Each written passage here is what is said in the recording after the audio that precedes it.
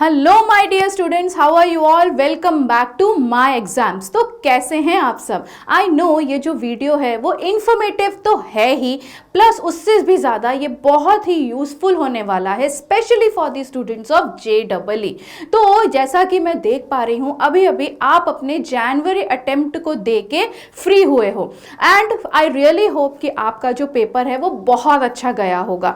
लेकिन किसी कारण की वजह से अगर पेपर अच्छा नहीं जा पाया है तो टेंशन लेने की भाई कोई बात नहीं है। अभी हमारे पास अप्रैल का जो है महीना वो बचा हुआ है। तो अभी तक अब हमारे पास पेपर आ चुका है, हमने ये देख लिया होगा कि हमारे जो टॉपिक्स हैं उसमें हम किस तरीके से इस चीज को देख पाए हैं, मतलब कि कौन से टॉपिक हमारे वीक हैं, कौन से टॉपिक हमारे स्ट्रांग हैं। ये मैं पूरा ये देख के ये बोल सकती हूँ कि आपने अभी तक अपने पेपर का जो है एनालिसिस कर चुका होगा, कौन से टॉपिक्स वीक हुए, स्ट्रांग हुए, इसमें मैंने अच्छे से काम किया, etcetera.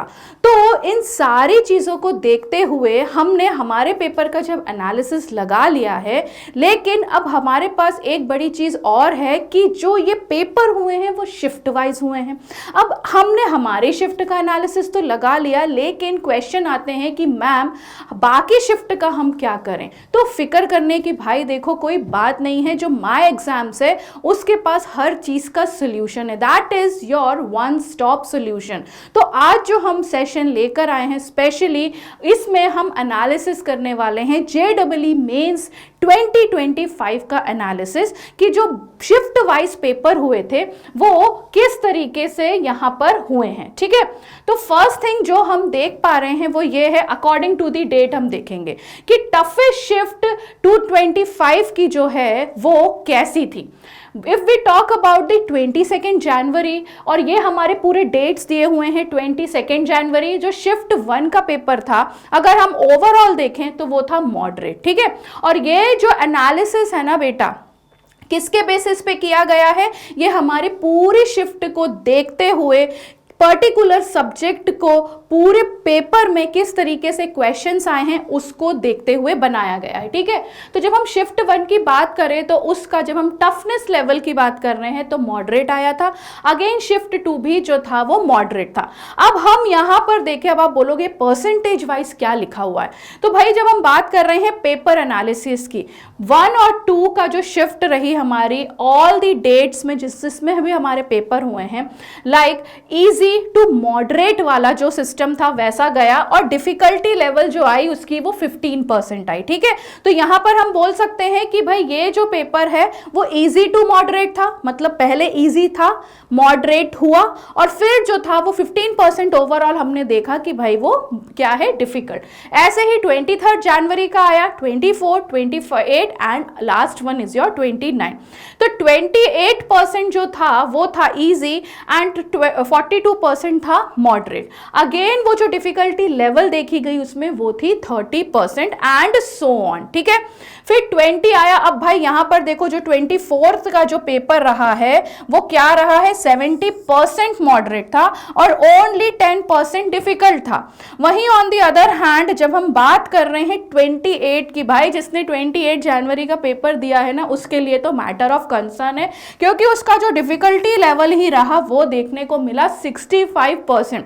You can balance with easy to moderate, but how you are going to balance the difficulty level? तो इसका जो difficulty level देखने को मिल रहा है वो है 65%। Again on the other hand जब हम लास्ट पेपर 29th की बात कर रहे हैं और शिफ्ट वाइज अगर हम देख रहे हैं तो ये गया है इजी टू मॉडरेट वाले टर्म्स में। क्लियर? तो ओवरऑल अगर हम देख पा रहे हैं यहाँ पर जो भी एनालिसिस आपने अपना खुद का भी लगा के रखा है, this is going to be the very beneficial thing for you guys. ठीक है, आगे देखते हैं। अब हम बात करते हैं पर्टिकुलरली सब्जेक्ट की। तो जैसा कि सब्जेक्ट वाइज है, शिफ्ट 1 में हम देख रहे हैं it is physics, chemistry, maths and so on for the other shift as well. ठीक है, तो अगर मैं सिर्फ एक की बात करूं, फिजिक्स तो वो आया था मॉडरेट, केमिस्ट्री जो था वो इजी था, एंड मैथ्स जो था वो मॉडरेट टू डिफिकल्ट वाले लेवल पे था।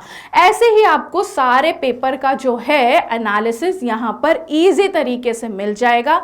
अब ये एनालिसिस को देखने के लिए, समझने के लिए भाई क्या करना पड़ेगा, तो हमें जो है वो myexams.ai पे जाना है और जितनी भी इंफॉर्मेशन वहाँ पर प्रोवाइडेड है, जितनी भी थिंग्स यू फील कि हाँ मुझे इन सारी चीज़ों की ज़रूरत है, like the question papers, like the solutions of every single thing, वो वहाँ पर आपको मिलेगी।